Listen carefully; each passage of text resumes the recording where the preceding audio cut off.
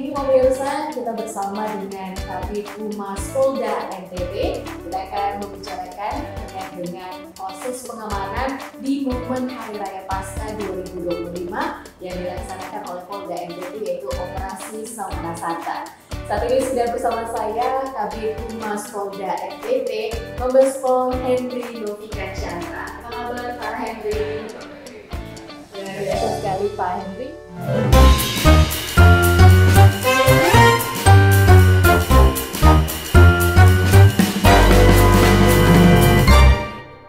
Sebelum kita berbicara lebih dalam terkait dengan operasi Samana Santa yang dilaksanakan di momen Paskah 2025 ini ya Pak ya, mungkin banyak orang awam yang belum tahu apa itu operasi Samana Santa. Mungkin Pak Henry bisa jelaskan terlebih dahulu. Oke, jadi pada kesempatan yang berbahagia ini kami dari Polda Nusa Tenggara Timur, saya selaku Kabid Humas atas nama pimpinan dan seluruh staf jajaran pertama mengucapkan selamat merayakan Hari Paskah. Semoga kita senantiasa diberikan kedamaian dan kesehatan serta kesuksesan selalu.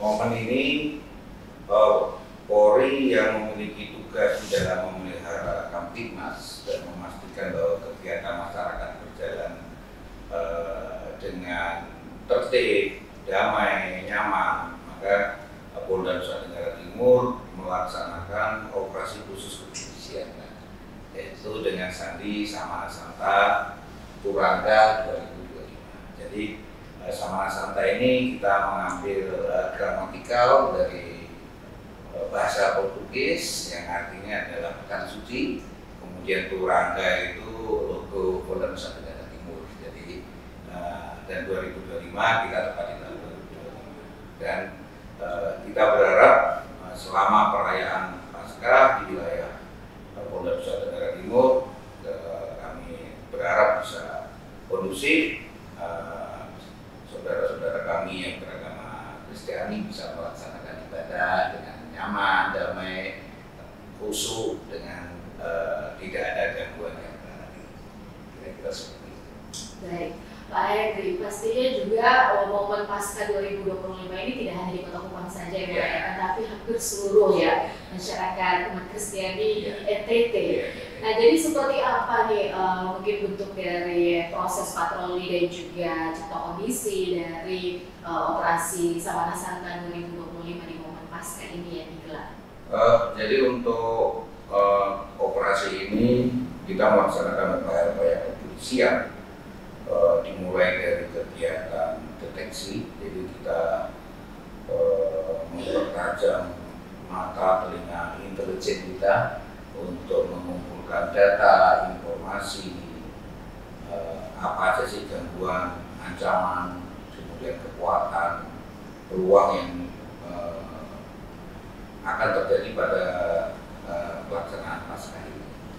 Nah, dari kegiatan intelijen setelah disaksikan, kita membuat rencana pengamanan. Tentunya kita menggunakan strategi sinergitas dengan stakeholder dari TNI, dengan DISUB, kemudian Satpol PP, kemudian pemerintah daerah, tokoh agama, tokoh masyarakat, pemuda. Jadi kita libatkan, kita kolaborasi. Outputnya adalah menjamin keamanan pada saat pelaksanaan Hari Raya Paskah ini. Dan untuk Paskah ini kita juga di samping dirayakan sewilayah hukum Polda Nusa Tenggara Timur yang di situ melibatkan ada 9.001 gereja, dan juga kita juga fokus perayaan besar di rutin. Jadi kita sudah terbiasa dari tahun ke tahun, dan juga dari Polda Nusa Tenggara Timur. Hal ini Polri juga tidak mau underestimate.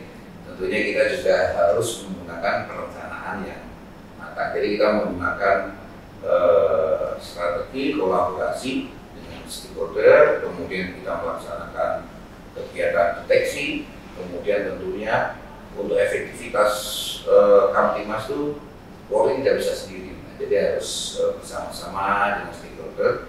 Yang pertama adalah dengan komunikasi, kerjasama, kolaborasi, dan juga kita memberikan sosialisasi kepada masyarakat. Ini loh ada kegiatan perayaan Paskah, dan kita salah satunya dengan menggunakan media, dan pada pagi hari ini kita menggunakan kita sosialisasikan ke internal, ke rapat koordinasi, kita samakan persepsi. Kemudian setelah kita tahu ancaman, gangguan, dan peluang serta apa yang menjadi kendala di lapangan, kita laksanakan kegiatan selanjutnya, yaitu setelah sosialisasi kita melaksanakan kegiatan preventif dengan melakukan patroli di tempat-tempat yang rentan terjadinya tindak pidana ataupun gangguan kamsus lalu lintas. Nah, patroli ini bisa gabungan baik di darat dan di laut. Di samping kita melaksanakan patroli yang dinamis, kita juga melaksanakan pengamanan yang dengan mendirikan posyan, ya kan? Yang jadi kalau saja ada apa-apa, kita mendekatkan diri kepada masyarakat, sehingga apabila masyarakat membutuhkan pertolongan, bantuan, Polri hadir di situ serta stakeholder dalam mengelola. Dan tentunya kita juga di samping memelihara Kamtibmas, tentunya Polri juga melaksanakan kegiatan represif apabila diperlukan. Jadi kita menganut penegakan hukum sebagai alternatif yang terakhir dengan asas ultimum remedium. Jadi kita melaksanakan upaya penegakan hukum yang terakhir. Jadi bertahap dari kita melaksanakan pendataan, kemudian kita melaksanakan rapat koordinasi, minta dukungan internal dan eksternal, penyamaan persepsi, kemudian kita sosialisasikan internal dan eksternal, menentukan tempat-tempat mana aja sih yang harus diamankan, siapa saja harus berbuat apa, kemudian sarana prasarana apa yang harus digunakan, kemudian menggunakan anggaran apa. Jadi ini setelah itu terdata, kita melaksanakan kegiatan pencegahan preventif dengan kita melaksanakan patroli di tempat-tempat yang menurut data intelijen itu bisa memiliki potensi gangguan kamtibmas, ya, seperti itu. Seperti data tahun kemarin ada yang kecelakaan laut karena kapal kecil gitu ya, overload ya kan, sehingga ada jadi hal-hal seperti itu kita datakan, kita evaluasi, sehingga harapan semakin sekarang lebih baik daripada kemarin dan hari ini kita evaluasi, jadi pengamanan dapat lebih baik. Jadi tentunya kita selalu berbenah. Harus ada antisipasi. Iya. Karena memang antusias masyarakat. Antusias masyarakat ini kan karena momen sakral, momen yang ditunggu-tunggu perayaan. Jadi dan mungkin juga bisa dari daerah lain juga bisa.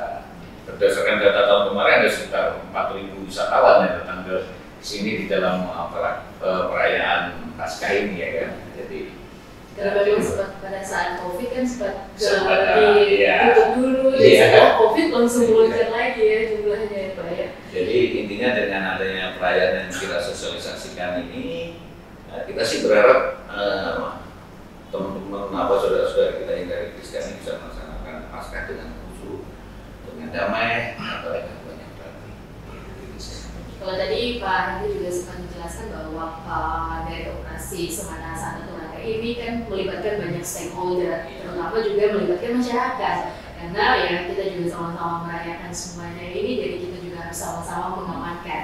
Kalau tadi juga sudah dibilang bahwa sosialisasi dan banyak pendekatan yang dilakukan, karena kan mengingat masyarakat tidak semuanya bisa menerima atau seperti apa, tapi mungkin dari hasil sosialisasi atau pendekatan dengan mengajak masyarakat untuk terlibat itu, bagaimana tanggapan masyarakat dan seperti apa, apakah mereka juga antusias untuk ikut menjaga prosesi dari mungkin di Flores juga prosesi Semana Santa itu, dan kita juga di wilayah lainnya pada saat ibadah nanti pada saat Paskah itu seperti apa?